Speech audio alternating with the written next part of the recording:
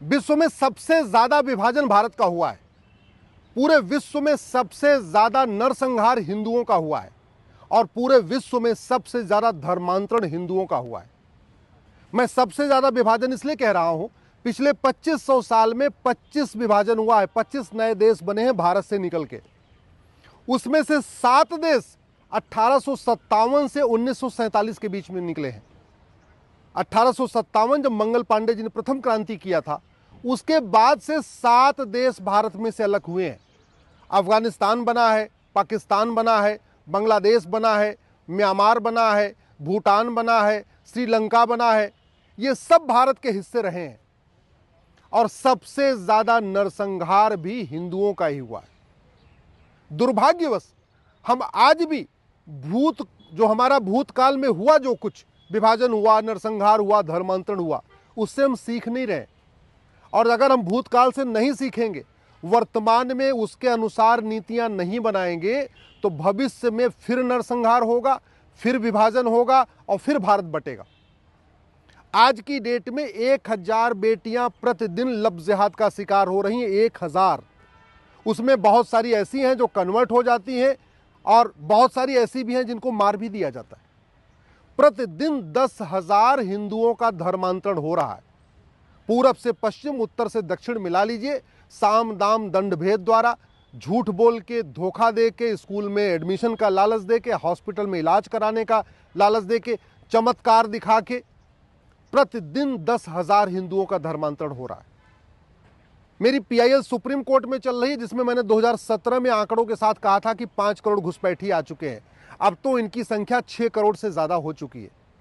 तो बहुत बड़ा एक जो डेमोग्राफी में बदलाव आ रहा है, वो लफ्ज़ जिहाद के साथ साथ घुसपैठ जिहाद के कारण आ रहा है, धर्मांतरण जिहाद के कारण आ रहा है। प्रतिदिन 90,000 बच्चे पैदा हो रहे हैं, लेकिन इस पर गंभीरता के साथ संसद में चर्चा ही नहीं हो रही है। ड्रग्स जिहाद पूरे देश में फैला हुआ है, चाहे वो लॉ कॉलेज हो, चाहे वो मेडिकल कॉलेज हो, चाहे वो इंजीनियरिंग कॉलेज हो, या सिंपल बीए बीएससी बीकॉम का कॉलेज हो, या कोई यूनिवर्सिटी हो। ऐसा कोई यूनिवर्सिटी, कॉलेज नहीं है, स्कूल नहीं है जहां पे ड्रग स्मगलर ने अपना नेटवर्क नहीं फैला दिया है। नतीजा ये हो रहा है, जो बच्चे ड्रग एडिक्ट हो जाते हैं, बाद में पॉर्न एडिक्ट हो जाते हैं, और जब ड्रग एडिक्ट हो जाते हैं, पॉर्न एडिक्ट हो जाते हैं, नपुंसकता उनमें शुरू हो जा रही है। लड़कियों में बाजुपन बढ़ रहा है, लड़कों में नपुंसकता बढ़ रही है। दुर्भाग्यवश संसद में, जहां पे भारत की समस्याओं पे चर्चा होनी चाहिए, भारत का भविष्य सुरक्षित हो, भारत में आने वाली पीढ़ियां हमारी सुरक्षित हो, उस पर गंभीरता के साथ चर्चा नहीं हो रही। मैं पिछले कई वर्षों से देख रहा हूं, कभी भी संसद में लफ्ज़ जिहाद पे चर्चा ही नहीं हुई, कभी संसद में ड्रग जिहाद के ऊपर चर्चा ही नहीं हुई, कभी संसद में घुसपैठ जिहाद पे चर्चा ही नहीं हुई, कभी संसद में धर्मांतरण जिहाद पे चर्चा ही नहीं हुई, कभी संसद में लैंड जिहाद पे चर्चा ही नहीं हुई, कभी संसद में जनसंख्या जिहाद पे चर्चा नहीं हो रही। आखिर माननीय सांसदों को ये वेतन भत्ता, गाड़ी, बंगला सब कुछ मिलता है, ये भारत की संविधान की शपथ लेने के लिए।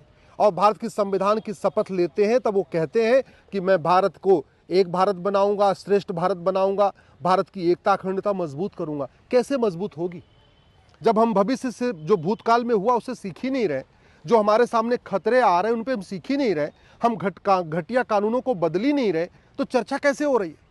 भारत में आए दिन हर शहर में दंगा होता रहता है, कभी दंगों के खिलाफ हमने कठोर कानून बनाया नहीं। कानून बना रखा है नेशनल सिक्योरिटी एक्ट, लेकिन राष्ट्र की सुरक्षा के लिए क्या क्या खतरे हैं, उसमें एन से जो कानून है उसमें हमने डिफाइन ही नहीं किया कि ये चीज़ें हैं, ये 10 चीज़ें या 15 चीज़ें हमारे राष्ट्र की सुरक्षा के लिए खतरा है, तो पुलिस एन से लगाती नहीं है।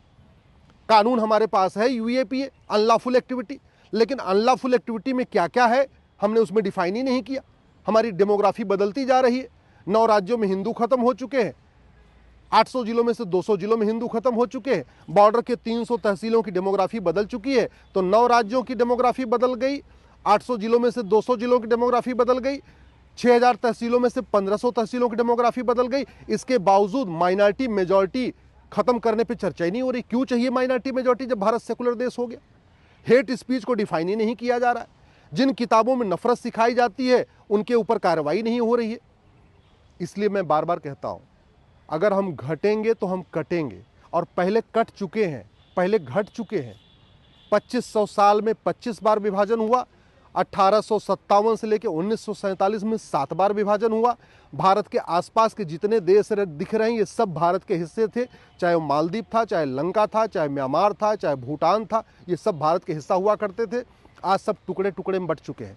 पाकिस्तान भी भारत का हिस्सा था, टुकड़ा हो गया। बांग्लादेश भी भारत का हिस्सा था, टुकड़ा हो गया। और अब भारत के अंदर भी कई राज्यों में अलग राज्य, अलग देश बनाने की मांग शुरू हो चुकी है। तो कायदे से संसद पे चर्चा होनी चाहिए, डेमोग्राफी में बदलाव के ऊपर चर्चा होनी चाहिए, कठोर कानून का खौफ पैदा करना चाहिए। आखिर भारत में दंगा होता है, दुबई में नहीं होता। दुबई में क्यों नहीं होता? क्योंकि वहाँ भगवान राम का मंदिर भले नहीं है, लेकिन वहाँ राम नीति लागू है, भय बिन होए न प्रीत। दुबई में दंगा इसलिए नहीं होता, वहाँ भगवान कृष्ण का मंदिर भले नहीं है, लेकिन कृष्ण नीति वहाँ लागू है, सठे साठ्यम समाचरित। और हमारे देश में अलगाववादियों के मानवाधिकार की चिंता है, नक्सलियों के मानवाधिकार की चिंता है, जिहादियों के मानवाधिकार की चिंता है, अलगाववादियों के मानवाधिकार की चिंता है, मिशनरियों के मानवाधिकार की चिंता है, ड्रग स्मगलर के मानवाधिकार, सबके मानवाधिकार की चिंता है, लेकिन भारत के भविष्य की चिंता नहीं है। इसलिए मैं माननीय सांसदों से हाथ जोड़ के निवेदन कर रहा हूँ, आपको वेतन भत्ता, गाड़ी, बंगला सब कुछ मिलता है भारत का संविधान बचाने के लिए, भारत का संविधान लागू करने के लिए। भारत का संविधान कहता है सठे साठ्यम समाचरित सिद्धांत तो अपनाओ, रूल ऑफ लॉ लागू करो। रूल ऑफ लॉ यानी कानून का शासन स्थापित करो।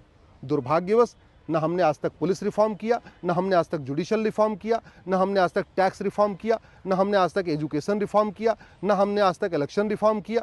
सारे घटिया कानून चल रहे हैं। अगर एक भी अंग्रेजी कानून छूटा तो भारत सुरक्षित नहीं बचेगा। एक भी अगर कांग्रेस का कानून छूटा तो भारत सुरक्षित नहीं होगा, क्योंकि न तो अंग्रेज़ों ने एक भी कानून भारत और भारतीयता के हित में बनाया था, न तो कांग्रेस ने एक भी कानून भारत और भारतीयता के हित में बनाया था। भारत को सुरक्षित करने का एक ही तरीका है, सभी अंग्रेजी और कांग्रेसी कानूनों को ख़त्म कर दिया जाए। मज़हब के आधार पर जो नियम कानून बने हैं इनको ख़त्म कर दिया जाए। मज़हब के आधार पर जो आयोग बना हुआ है, मंत्रालय बना हुआ है, इसको ख़त्म कर दिया जाए। मज़हब के आधार पर जो बोर्ड और ट्रिब्यूनल बना हुआ है ख़त्म कर दिया जाए। मज़हब के आधार पर रिजर्वेशन ख़त्म कर दिया जाए। मज़हब के आधार पर जितनी योजनाएँ हैं, लोन है, जो दुनिया भर की चीज़ें चल रही हैं, इनको ख़त्म कर दिया जाए और सबको एक समान दृष्टि से लागू किया जाए। समान शिक्षा लागू किया जाए, समान नागरिक संहिता लागू किया जाए, घुसपैठ के खिलाफ खौफनाक कानून बनाया जाए, धर्मांतरण के खिलाफ खौफनाक कानून बनाया जाए, जनसंख्या नियंत्रण के खिलाफ कठोर कानून बनाया जाए, लब जिहाद, लैंड जिहाद रोकने के लिए कठोर कानून बनाया जाए। तभी भारत सुरक्षित बचेगा। नहीं तो 20 से 25 साल के बाद जैसे पहले विभाजन हुआ, फिर विभाजन होगा, जैसे पहले नरसंहार हुआ था, फिर नरसंहार होगा।